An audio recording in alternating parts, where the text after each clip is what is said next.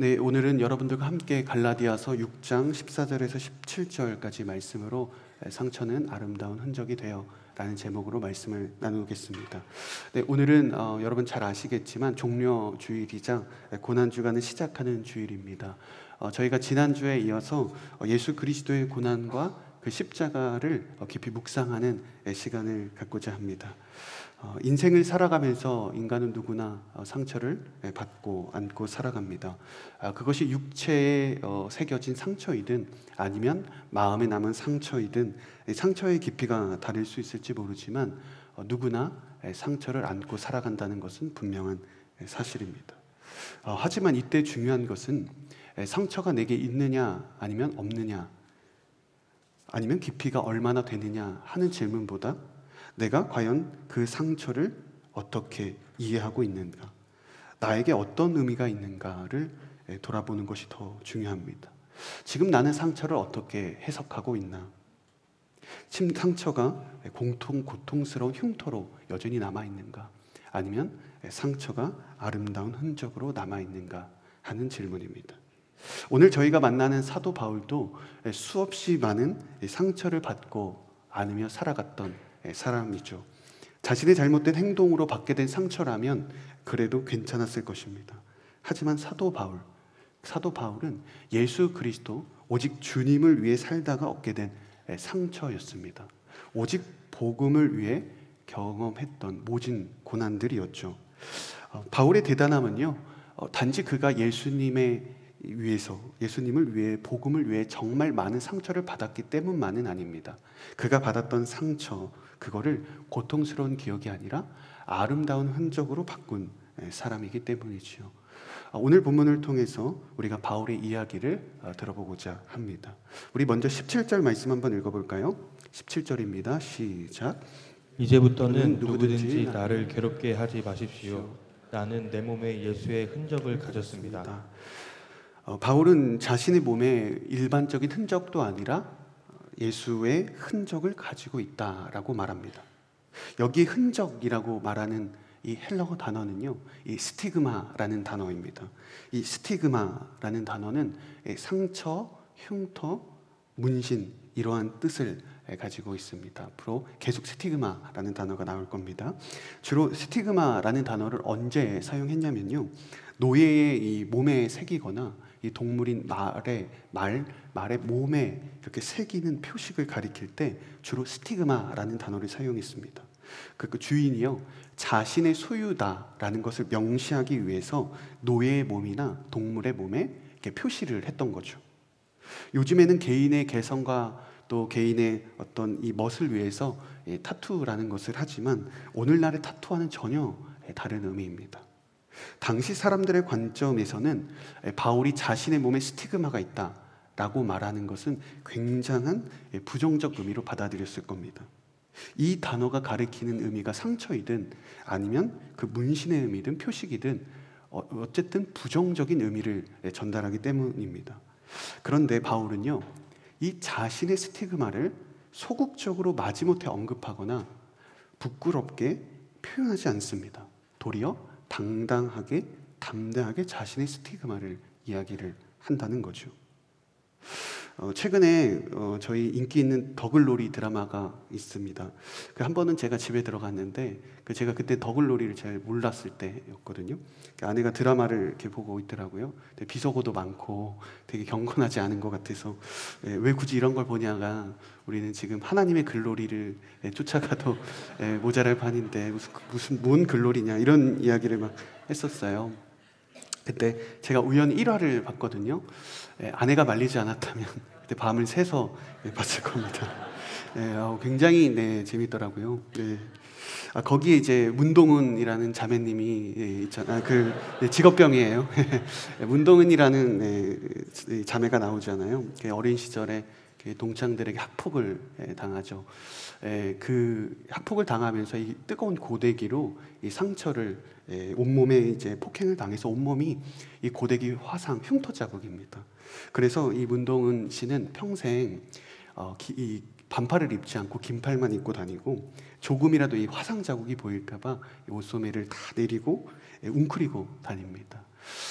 이것처럼 인간은 누구나 사실 어떤 상처든 그것이 크든 작든 자신의 상처를 들키고 싶어하지 않고 보이는 것을 꺼려하죠.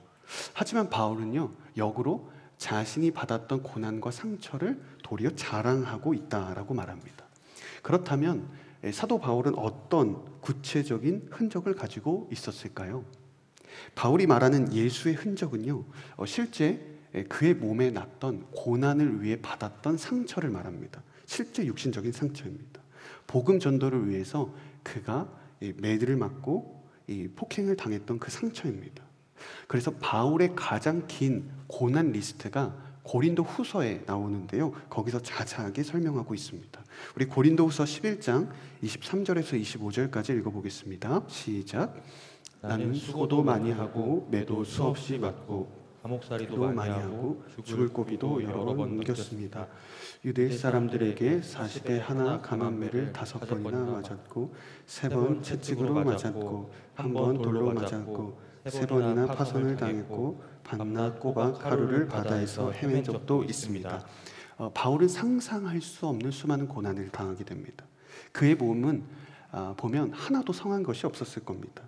아마 그의 몸을 보면 온통 상처와 흉터로 가득했던 몸이었을 거죠. 당시 바울이 겪었던 이 형벌은요, 태형 중에서도 가장 극심한 형벌이었다고 합니다. 유대교에서 이 율법을 지키지 않는 사람을 이렇게 쫓아내고 제거하려고 하는데 그것을 대신해서 그보다 살짝 낮은 게 바로 바울이 당한 형벌이었다고 해요. 그래서 이 매를 맞다가 죽은 사람도 굉장히 많았고요.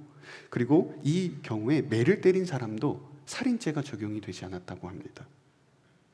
사실 이 법은 율법 아래에 있는 유대인에게만 적용되는 법이었습니다. 유대인이 아니면, 사실 유대인이 아니라고 선언하면 이 형벌을 받을 필요가 없었거든요. 그래서 당시의 유대교 배교자들처럼 바울도 충분히 이 법을 빠져나갈 수 있었어요. 그럼에도 바울은 벌을 피하지 않고 도리어 자발적으로 이 매를 맞습니다. 바울이 자발적으로 이 회당에 가서 이 형벌 처벌을 받았던 것은요, 계속해서 유대교의 멤버십을 유지해서 계속해서 이 회당에 있는 유대인들에게 설교하고 말씀을 전하고자 했기 때문입니다. 끊임없이 이 유대교 신분을 유지해서 조금이라도, 한 명이라도 유대인들을 복음으로 돌이키도록 하고자 했다는 거죠. 이렇게 바울은요, 수없이 많은 십자가의 복음을 전하기 위해 매를 맞았고 고난을 겪었고 자신의 목숨이 위험할 때까지 고난을 겪었습니다. 그럼 상처가 아름다운 흔적으로 남는 삶, 그것은 어떤 삶일까요?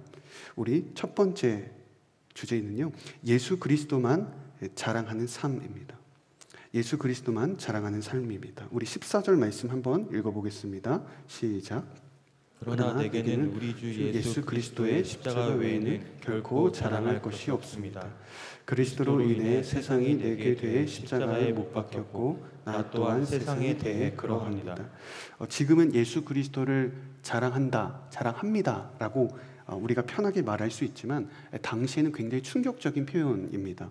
왜냐하면요, 예수님은 이 유대교 최고 법정에서 사형 선고, 중죄인으로 재판을 받았고 사형 선고를 당한 분이셨잖아요.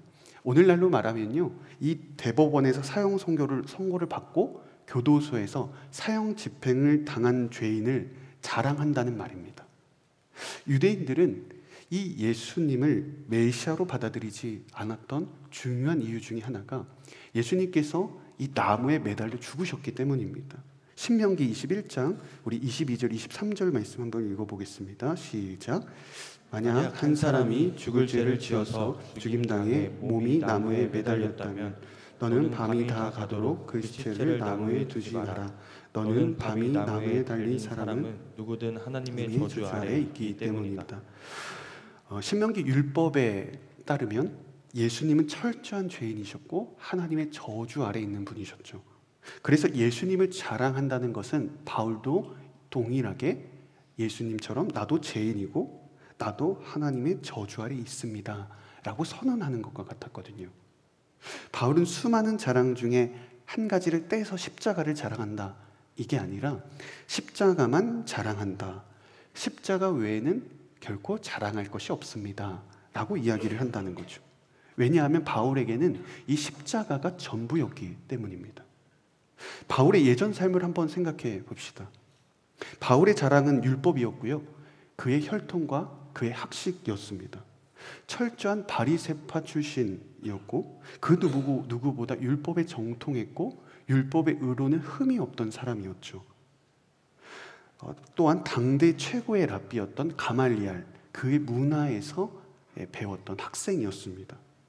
만일 그가 오늘날에 이 취직을 위해서 이력서를 낸다면 아마 최고의 스펙으로 합격했을 겁니다. 만일 그가 결혼정보회사에서 자신의 등급을 매겨달라고 했다면 최고의 점수를 받았겠죠. 과거의 바울은요, 스스로가 만들어서 이룬 삶이었고 자랑하는 삶이었습니다. 아마 자신의 이력서를 보면서 굉장히 뿌듯했을 겁니다. 그런데 예수님의 십자가의 복음을 만나니 그동안 그가 살아왔고 쌓아왔던 그 모든 것들이 아무런 의미가 없다는 것을 깨닫게 된 것입니다. 이내 그의 자랑했던 그의 이력서를 찢어버리게 되죠. 그동안의 삶은 자신 스스로가 만들어온 의로워지기 위한 인생이었기 때문입니다. 자신의 자랑을 위한 삶이었던 거죠. 우리도 참 열심히 살아갑니다.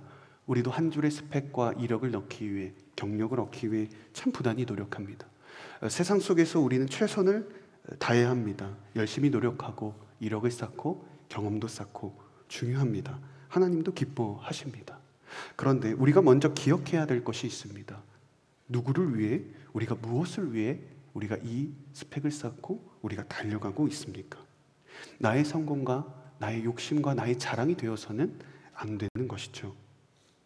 우리는 주님을 자랑하기 위해 공부하는 것이고 스펙을 쌓는 것이고, 우리는 주님을 위해서, 주님을 자랑하기 위해 열심히 살아가는 것입니다. 사랑하는 여러분, 세상의 이력서가 아니라 여러분들의 신앙의 이력서는 지금 어떠하십니까?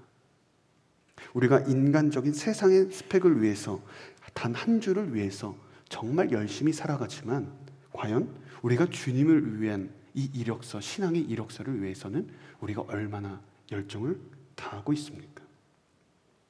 가끔 청년들과 이 선교 주제로 대화를 이렇게 자연스럽게 할 때가 있습니다.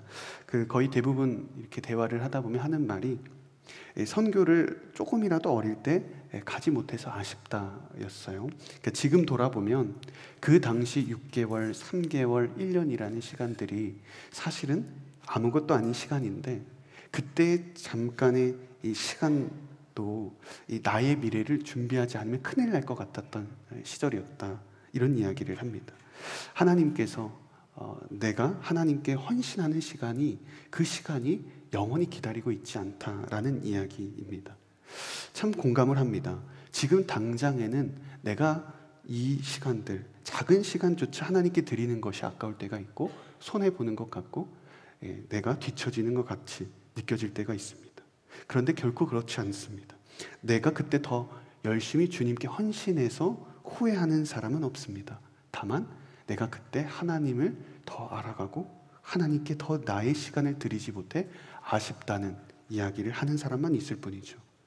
일주일에 한 번 예배와 순모임을 드리는 것, 그리고 우리가 아웃리치 기간 7일, 그리고 우리가 수련회를 준비하는 3일만큼이라도 저는 하나님께 온전히, 여러분들이 하나님께 온전히 헌신할 수 있는 그런 축복의 시간이 되기를 주님의 이름으로 축복합니다.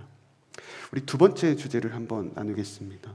두 번째는요, 세상을 따르지 않는 삶입니다. 세상을 따르지 않는 삶, 우리 14절 말씀 다시 한번 읽어볼까요? 시작. 그러나 내게는 우리 주 예수 그리스도의 십자가 외에는 결코 자랑할 것이 없습니다. 그리스도로 인해 세상이 내게 대해 십자가에 못 박혔고 나 또한 세상에 대해 그러합니다. 바울은 세상이 내게 대해 십자가에 못 박혔고 자신 또한 세상에 대해 못 박혔다고 말합니다.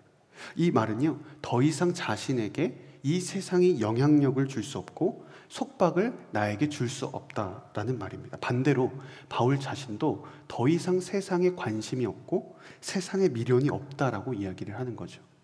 이제 바울은 이 세상에 속한 사람이 아니라 장차 도래할 하나님 나라에 속한 사람이었기 때문입니다.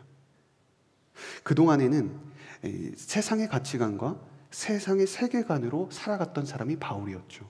그런데 이제 하나님의 가치관으로 복음의 눈으로 살아갔던 사람, 그 복음의 눈으로 세상을 바라보았던 이 변화가 바울에게 있었던 것입니다. 십자가의 복음을 받아들인 사람은 반드시 변화가 일어나게 되어 있습니다. 복음은 체험과 변화를 반드시 수반하기 때문이죠.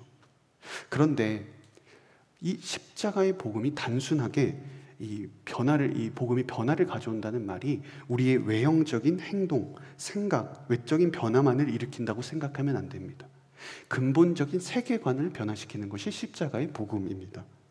인간은 이 세상에 태어나면 자연스럽게 세계관을 갖게 됩니다. 그래서 이 세계관이 이렇게 형성이 되고요. 그리고 이 세계관은 우리의 지식과 또 감정과 우리의 의지를 형성하게 되죠. 그럼 그곳에서 우리는 행동하게 되고 우리가 다양한 습관과 다양한 삶의 방식을 우리가 얻게 되고 또 생활하게 됩니다. 그래서 우리가 단순하게 지식이나 행동이나 우리들의 겉모습의 언어적 삶의 방식을 변화시키려고 노력하는 것은 오래가지 못합니다. 진정한 변화는 바로 이 세계관을 우리가 어떻게 바꿀 것인가 이 문제라는 거죠. 그래서 오늘날 우리가 싸우고 있는 부분은 단순하게 삶의 방식과 행동의 싸움이 아니라 세계관의 전쟁입니다. 사탄은 우리들의 행동을 바꾸는 것이 아니라 근본적인 세계관을 바꾸려고 하기 때문이죠. 에베소서 6장 12절 말씀 한번 읽어볼까요? 시작.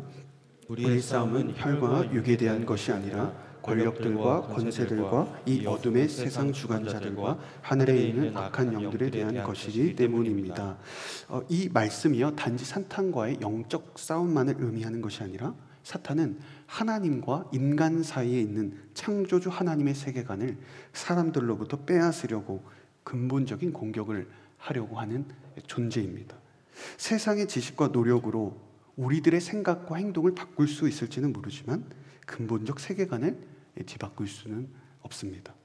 하지만 예수 그리스도의 십자가의 복음의 위대함과 능력은 바로 우리들의 근본적인 이 세계관을 바꾸는 데 있다는 거죠. 예수 그리스도의 십자가의 복음은 우리들의 근본적인 세계관을 바꿉니다.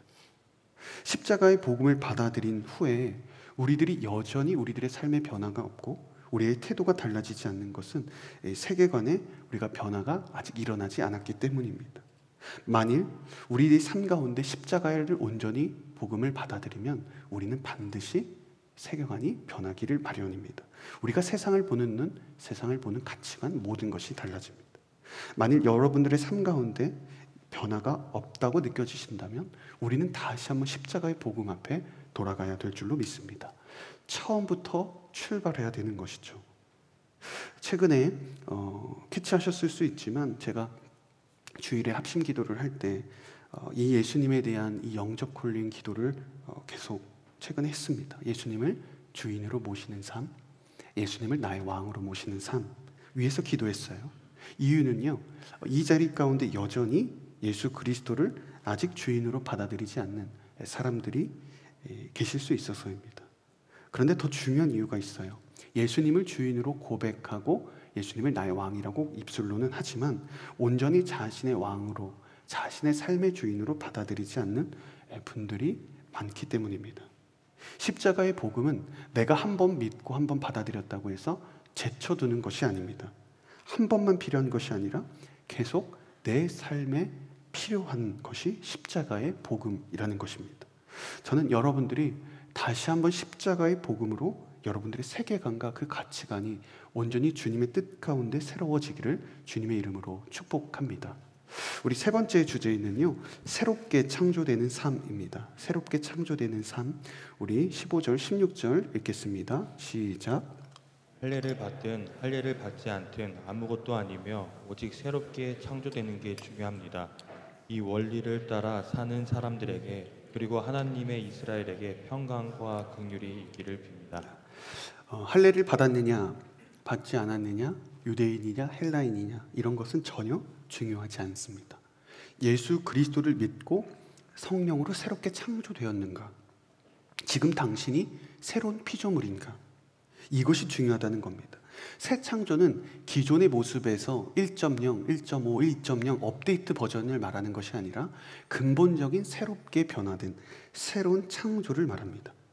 예수 그리스도의 십자가의 복음을 우리가 받아들이면 성령님께서 우리를 새로운 모습으로 새로운 피조물로 창조하신다는 겁니다. 이때 새 피조물의 중요한 특징이 하나 있는데요. 먼저 옛 창조의 모습을 한번 살펴볼게요. 창세기 2장 7절입니다. 우리 함께 읽습니다. 시작.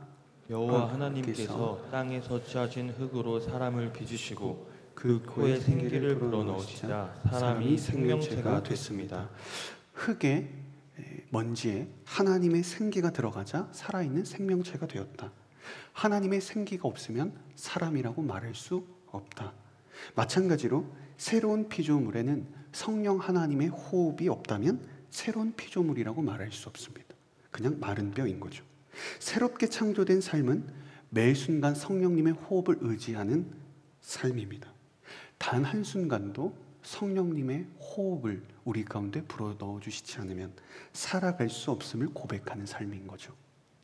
16절을 보면요, 이 원리를 따라 사는 사람들에게 그리고 하나님의 이스라엘에게 라고 말하고 있어요. 이 원리는 바로 이 새로운 피조물의 삶, 성령님의 호흡을 매 순간 누리고 그 호흡이 없으면 살아갈 수 없음을 고백하는 그런 새로운 피조물을 이야기를 합니다. 하나님의 이스라엘은요, 일반적인 이스라엘 나라를 말하는 것이 아니라 예수님 안에서 새로운 공동체를 이룬 새 교회를 말합니다. 교회도 여전히 성령님의 호흡이 없으면 단 한순간도 성령님이 우리 삶 가운데 호흡을 공급해 주시지 않으면 우리는 살아갈 수 없는 존재입니다. 바울은요, 이 자신의 스티그마를 통해서 상처, 고통, 고난이라고 말하지 않고 흔적이라고 말했습니다. 진정으로 십자가의 복음을 깨닫게 되면 예수님을 위해 받은 상처가 고난이 아니라 흔적이고 명예고 훈장이기 때문입니다. 그것을 바울이 알게 되었습니다. 때로 이 사도 바울에게 그 누군가는 그 상처가 어리석다라고 말하고 노예의 표식처럼 신에게 종속된 삶이라고 눈초리를 보냈을지 모르지만 복음의 빛이 마음속 깊이 새겨진 바울에게 그의 육신의 상처와 흔적은 더 이상 고통과 수치가 될 수 없었던 것입니다. 미국의 그 흑인 여성 소설가 앨리스 워커라는 사람이 있습니다. 저희에게 컬러 퍼플이란 영화로 잘 알려진 그 영화의 원작을 쓴 소설가로 알려져 있는데요. 이 소설은 1930년대 흑인 여성들의 이 겪는 차별에 대한 이야기를 담은 이야기입니다. 소설입니다. 이 책을 통해서 누구나 인간은 사랑받는 존재로 태어났다라는 것을 가르쳐주고 있는데요. 이 소설의 저자 앨리스 워커는요, 미국 남부의 목화 농장에서 흑인 소장농의 8번째 자녀로 아이로 태어납니다. 그런데 앨리스가 자기 오빠와 어린 시절에 장난을 치면서 8살에 그 오빠가 장난을 치다가 쓴 공기총에 맞아서 한쪽 눈을 실명하게 됩니다. 그런데 바로 병원을 갔으면 몰랐겠지만 제때 치료하지 않아서요, 이 평생 시력을 잃고 눈도 이 변형이 되었습니다. 평생 친구들의 따돌림과 놀림거리가 되었고요, 이 상처를 평생 수치로 안고 살아갔습니다. 그런데 어느 날 자신이 가장 사랑하는 딸 레베카가 자신 이 고사리 같은 손으로 엄마의 얼굴을 이렇게 두 손으로 잡고 얼굴을 이렇게 두 손으로 잡고 엄마의 눈을 보더랍니다. 그래서 앨리스가 순간 너무나도 마음이 어려웠다는 겁니다. 이제 내 딸도 나를 수치로 안고 살아가겠구나, 나를 부끄러워하겠구나, 이런 생각이 들었답니다. 그래서 너무 힘들었답니다. 그런데 이 딸이 이렇게 이야기를 했다고 합니다. 엄마의 눈에는 지구가 있어요. 엄마의 눈에는 세상이 있어요. 어떻게 그 눈을 얻었어요? 어린아이가 볼 때 그것은 상처와 수치가 아니라 지구처럼, 우주처럼 보였던 거죠. 그래서 앨리스는 그때 비로소 자신의 수치였던 이 눈이 지구가 되고 자신의 상처였던 눈이 별이 됨을 알게 되었다고 합니다. 맑은 영혼의 맑은 영혼은 상처에 가려지지 않고 온전히 전달되는구나 라는 것을 알게 됐다고 합니다. 사랑하는 여러분, 예수 그리스도를 믿는 것은 참 쉬운 일이 아닙니다. 마음이 어려워도 교회에서 참아야 할 때가 많죠. 가족들에게 미움을 받아야 할 때도 많죠. 때로는 세상 사람들에게 손가락질을 받을 때도 많죠. 때로는 직장에서 세상 가운데 손해보는 것 같죠.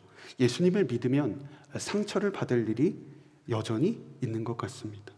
하지만 예수님을 믿으면 얻게 되는 그 상처와 그 아픔을 수치라고 말하지 않기를 바랍니다. 여러분의 상처, 여러분들의 수치가 아니라 예수 그리스도의 십자가의 빛이 여러분의 마음 가운데 온전하게 새겨진다면 여러분들의 수치는 지구가 되고 여러분의 상처는 별이 될 것입니다. 내 안에 십자가의 복음이 온전하게 새겨진다면 더 이상 상처가 아니라 이 상처는 수치가 아니라 아름다운 흔적으로 담게 될 것입니다. 바울의 상처가 결코 수치가 아닌 아름답고 밝게 빛이 났던 흔적이 됐던 것은 예수 그리스도의 그 십자가의 복음의 빛이 바울 안에 분명하게 온전하게 머물렀기 때문입니다. 스티그마라는 것은 흔적, 상처, 노예 표식이라고 말씀을 드렸습니다. 오늘 말씀을 준비하면서 이 하나님의 입장에서 스티그마를 묵상하게 됐습니다. 바울은 자신의 몸에 난 상처를 예수의 흔적뿐만 아니라 하나님의 종이다라고 종의 표식으로도 바울은 생각했어요. 주인이 노예에게 자신의 소유임을 알리기 위해서 지워지지 않도록 새겨둔 표시였습니다. 바울의 입장에서는 자신이 예수님의 종이었지만 예수님의 입장에서는 바울이 자신의 소유였습니다. 바울은 예수님이 그 어떤 것과도 바꿀 수 없는 자신의 소유였던 겁니다. 이때 예수의 흔적, 이것은 우리들에게 두 가지 의미를 가르쳐 줍니다. 첫 번째는 고통 가운데 늘 너와 함께 하셨다. 두 번째는요, 어떤 상황 가운데서도 너를 항상 보호하겠다라는 예수님의 입장에선 예수의 흔적의 의미입니다. 예수님은 바울이 모진 고난과 박해를 받았을 때 그와 항상 함께 하셨습니다. 바울의 고통이 외면하신 적이 없습니다. 예수님의 흔적을 가진 하나님께서 가장 귀하게 여긴 보물이었기 때문입니다. 앞으로도 그 어떤 누구도 바울을 공격하고 대적하고 죽음에 이르게 할 수 없습니다. 어떤 대적자도 바울을 위험에 빠뜨릴 수 없습니다. 그의 몸에 있는 흔적이 예수님의 소유임을 알려주기 때문입니다. 사탄도 바울을 죽음에 이르게 할 수 없습니다. 바울은 항상 하나님의 보호하심 가운데 주님은 바울을 보호하실 것이기 때문이죠. 언젠가 하늘나라에 갔을 때 예수님은 어떤 몸으로 우리를 맞아주실까 상상할 때가 있습니다. 아마 예수님의 몸은 온통 상처로 인한 흉터투성이지 않을까 싶습니다. 수많은 고난의 흔적들을 갖고 계실 것입니다. 주님은 쉽게 자신의 능력으로 자신의 몸의 흔적을 지울 수 있으실 텐데 왜 굳이 지우지 않고 남겨두실까? 왜 제자들을 만날 때 상처의 흔적으로 만나주셨을까? 아마 예수님의 흔적은 너희를 평생 잊지 않았다, 너희를 반드시 구원하겠다 하시는 메시지가 바로 예수님의 몸, 그 흔적, 그 자체이기 때문입니다. 그 메시지, 그 흔적이 곧 메시지이고 그 메시지가 곧 흔적이기 때문이지 않을까 싶습니다. 사랑하는 여러분, 여러분들은 주님을 위해 얼마나 고난을 겪고 계십니까? 예수님을 위해서 난 상처가 있으십니까? 주님을 위한 그 상처를 여러분 부끄러워하지 마시기 바랍니다. 그것은 예수님께서 늘 여러분들과 함께 하시는 예수님의 흔적이 됩니다. 여러분들을 어떤 상황 가운데서도 주님께서 보호하신다는 보호의 흔적이 되는 것입니다. 먼 훗날 우리가 주님을 다시 한번 만나게 되는 그날에 주님께서 내 기도에 정말 많이 응답하셨습니다. 내 기도에 정말 많은 열매를 맺게 하셨습니다. 나를 성공하게 하셨고 나를 승리하게 하셨습니다. 이런 자랑을 넘어서서 주님, 내가 세상을 살아가면서 열심히 좁은 길로 걸어 다녔습니다.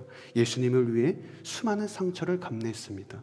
내가 감정을 참았고 내가 복음을 전하기 위해 많은 수고를 했고 복음을 전하면서 많은 박해를 받았습니다. 세상 사람들에게 뜨거운 눈초리를 받고 살았습니다. 주님, 나의 몸의 흔적을 보십시오 라고 자랑할 수 있는 여러분들이 되시기를 주님의 이름으로 축복합니다. 그때 온몸이 고난의 흔적으로 가득한 예수님께서 제일 먼저 달려나와 여러분들을 안아주실 것입니다. 우리는 고난주간을 보내고 있습니다. 이 고난주간을 보내는 이때 예수님의 흔적이 여러분들의 삶과 마음 가운데 온전하게 새겨지는 그 한 주가 되기를 주님의 이름으로 축복합니다. 우리 시간 함께 믿음으로 고백하며 찬양하며 나아갔으면 좋겠는데요. 우리 함께 자리에서 일어나셔서 우리 믿음으로 고백하며 나아가도록 하겠습니다.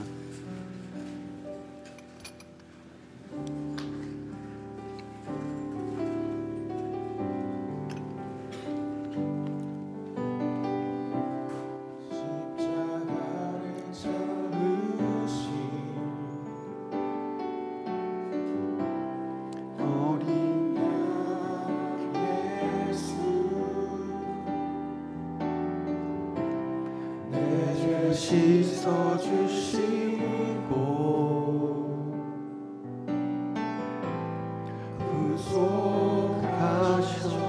구속하셨네. 어둠을 미치신 세상의 빛 예수,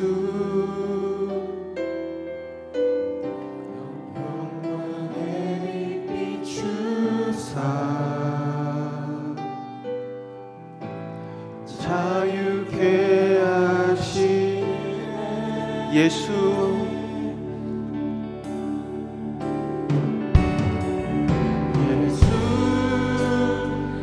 하나님의 완전한 사랑, 예수 하나님의 값없는 은혜, 예수 하나님의 놀라운 지혜, 아름다운 그 예수 하나님의 완전한 사랑, 하나님의 완전한 사랑, 예수 하나님의 값없는 은혜, 예수 하나님의 놀라운 지혜, 아름다운. 우리 처음부터 고백할까요? 십자가를 참으신 십자가를 참으신 어린 양 예수, 내 죄 씻어주시고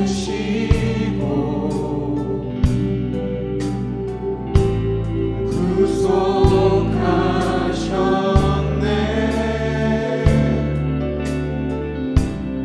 어둠을 물리치신 세상의 빛 예수, 영광의 빛 비추사 자유케 하시네.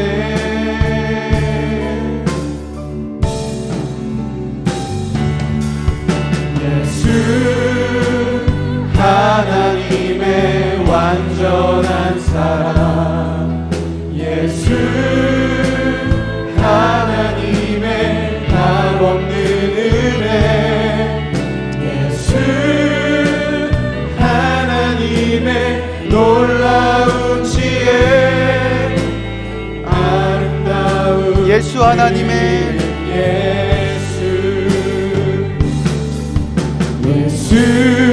우리 두 손 들고 함께 찬양하겠습니다. 완전한 사랑, 예수 하나님의 값없는 은혜, 예수 하나님의 놀라운 지혜, 아름다운 예수 하나님의 완전한 사랑. 예수 하나님의 완전한 사랑. 예수 하나님의 값없는 은혜. 예수 하나님의 놀라운 지혜. 아름다운 그 이름 예수. 우리 시간 함께 기도하며 나아가기를 원합니다. 예수 그리스도 그 한 분만을 위하여 박해받고 모진 고난과 상처에도 불구하고 바울은 그것이 상처가 아니라 예수의 흔적입니다. 나의 자랑입니다. 나의 명예입니다. 나의 훈장입니다 라고 고백했습니다. 사랑하는 여러분, 우리가 예수 그리스도를 위하여 살아가는 우리가 모든 이 여정 가운데 우리가 주님을 위하여 박해받는 그 어떠한 아픔과 상처가 있을지 모르고, 때로는 가족들에게, 때로는 사람들에게, 세상 가운데 우리가 모진 아픔과 상처를 받을지 모르지만, 그러나 하나님은 여러분들의 그 상처가 아니라 아름다운 흔적으로 바꿔주실 것입니다. 하나님은 여러분들에게 그 상처가 수치가 아니라 아름답게 밝게 빛나는, 그 어떠한 것보다 밝게 빛나는 하나님의 놀라운 별이 될 수 있도록 하나님이 인도하실 것입니다. 우리가 그 담대한 마음을 가지고 우리가 주님께 우리의 삶을 드리며, 우리가 그 어떤 그 상황 가운데 있을지라도 주님을 높이는, 주 예수 그리스도를 자랑하는 삶이 되게 하여 주시옵소서. 우리 시간 주여 한번 외치고 동성으로 기도하며 나아갑니다. 주여, 예수 주님을 아버지 하나님, 우리의 모든 삶 가운데 나아가기를 원합니다. 예수 아버지 하나님, 우리가 그 어떠한 상처 가운데 있을지라도 우리가 주님을 위하여 살아가기를 원합니다. 하나님 아버지, 우리가 삶 가운데, 우리가 어떠한 상황 가운데 있을지라도 우리가 주님을 위하여 살아갈 수 있는 하나님의 사람들이 되게 하여 주시옵소서. 하나님 아버지, 내가 그 어떠한 상황 속에서 주님을 위하여 노래하며 살아갈 수 있는 십자가의 흔적을 다시 한번 주기를 원합니다.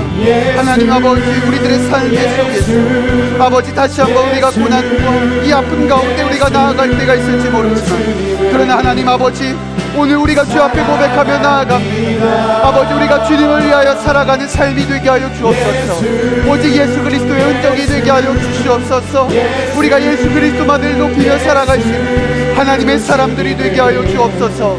하나님 아버지, 우리가 예수 그리스도의 흔적을 위하여 그리고 믿음으로 나아가기를 원합니다. 아버지 하나님, 오늘 모든 고백 가운데 나아가게 하여 주옵시고 사랑하는 마음으로 나아가기를 원합니다. 아버지 하나님, 아버지 도와여 주옵소서.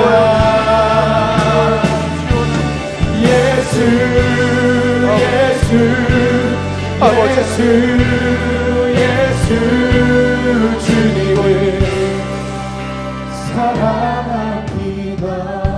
사랑하는 여러분, 사도 바울은 예수 그리스도를 만나기 전엔 자신의 자랑과 율법과 자신의 모든 혈통과 학식이 그가 만든 이력서였고 그가 만든 자랑이었습니다. 그런데 십자가의 복음을 만난 바울은 더 이상 그것이 중요한 의미가 아니었습니다. 더 큰 가치, 더 중요한 것은 십자가의 복음과 그 뜻을 따라 살아가는 것이었기 때문입니다. 사랑하는 여러분, 오늘 여러분들이 다시 한번 십자가의 복음 앞에 여러분들이 서기를 원합니다. 다시 한번 예수 그리스도의 십자가의 흔적 앞에 우리가 믿음으로 고백하기를 원합니다. 내가 내 삶을 스스로 만들어가는 내 이력서가 아니라 하나님의 뜻과 하나님을 위하여 살아가는 신앙의 이력서를 만들어갈 수 있는 하나님의 사람들이 되게 하여 주옵소서. 우리 시간 주여 한번 외치고 동성으로 기도하며 나아갑니다. 주여, 아버지 하나님, 오늘 우리가 말씀으로 나아가기를 원합니다. 아버지 하나님, 우리가 무엇을 위하여 살아갑니까? 우리가 무엇을 자랑하며 살아갑니까? 우리가 어떠한 세상 가운데 우리가 어떠한 삶으로 나아가기를 원합니까? 하나님 아버지, 오늘 이 시간 속에서 나의 삶의 얻은 여정 가운데 함께 하시는 주님을 바라보기를 원합니다. 하나님, 내가 무엇을 위하여 무엇을 향하여 살아가기를 원합니까? 나의 아픔 가운데, 나의 마음 가운데, 오늘 이 시간 가운데 성령의 십자가의 은혜로 새롭고 지게 하는 역사가 있게 하여 주옵소서. 오직 주님만을 자랑하는 삶이 되게 하여 주옵소서. 오직 이 시간 하나님만을 바라보며 나아갈 하나님의 사람들이 되어질 수 있도록 하나님 역사하여 주십시오. 우리들의 모든 이력과 우리들의 자랑이 어디에 있습니까? 우리가 무엇을 위하여 자랑하며 우리가 무엇을 위하여 고백하며 나아갑니까? 오 하나님 아버지, 십자가에 오직 은혜를 나아가게 하나님 아버지,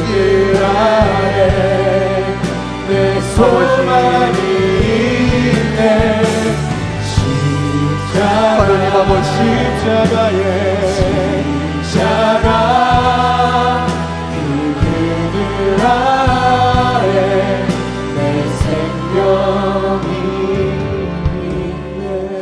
우리 이 시간 다시 한번 마지막으로 기도하며 나아가기를 원합니다.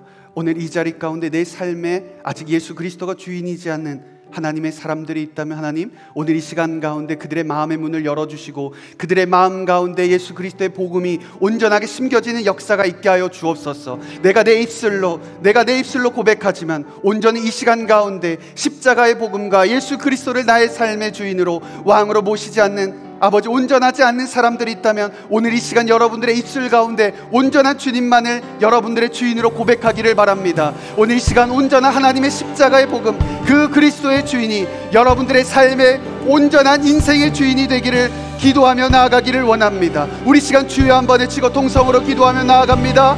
주여,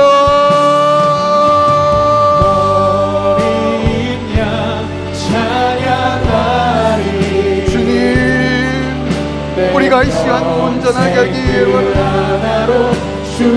예수 그리스도의 온전한 은혜를 가운데 나아가게 하여 주옵시고,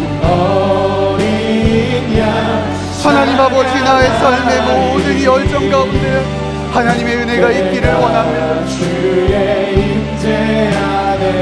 나의 삶의 주인으로 모여주시는 하나님 아버지, 십자가의 복음으로 나아갈 수 있도록 인도하여 주시옵소서. 예수 그리스도의 복음의 은혜로 나아가게 하여 주옵시고, 하나님 아버지의 아버지로 십자가의 그 은혜를 우리가 나아가기를 원합니다. 십자가의 은혜 앞에 다시 한번 세워지기를 원합니다. 내가 다시 한번 예수님을 주인으로 고백하는 삶을 살아가기를 원합니다. 나의 삶의 왕으로 오시옵소서. 나의 삶의 주인으로 다시 한번 찾아와 주십시오. 오늘 우리들의 마음의 고백 가운데 예수 그리스도의 십자가의 복음이 있기를 원합니다. 주여, 인도하여 주시옵소서. 인도하여 주시옵소서. 아버지 하나님, 아버지 인도하여 주시오. 십자가의 은혜 가운데 나아갈 수 인도하여 주시고 온전한 하나님의 성령 하나님 아버지, 이 시간 다시 한번 우리가 예수 그리스도의 십자가의 복음을 우리들의 마음 가운데 새깁니다. 우리가 주님을 위하여 박해받는 모든 고난과 아픔과 상처는 더 이상 아픔과 상처와 수치가 될 수 없는 것은 주님께서 우리의 상처를 아름다운 흔적으로 바꿔주시며 우리의 아픔을 하나님은 반드시 우리를 가장 빛나는 명예요 훈장으로 바꿔주시기 때문입니다. 오늘 이 시간 다시 한번 우리가 십자가의 복음 앞에 예수의 흔적을 새기는 삶을 살아가기를 원합니다. 그동안 나의 삶을 내가 만든 내 세상을 내 스스로가 이루어왔던 삶이라면 다시 한번 이 시간 예수 그리스도의 십자가에 이끌려 그 복음 앞에 우리들의 모든 것을 내려놓고 오직 십자가만 남는 삶, 예수님만 자랑하는 삶으로 살아갈 수 있도록 주여 인도하여 주옵소서. 아버지, 이들과 함께하여 주시고 늘 예수 그리스도 흔적이 있는 삶을 보호하시고 지켜주시고 함께하여 주시옵소서. 그렇게 행하실 주님을 찬양하며 이 모든 말씀 살아계신 예수님의 이름으로 기도합니다. 아멘. 우리 살아계신 하나님께 영광의 박수 올려드리도록 하겠습니다.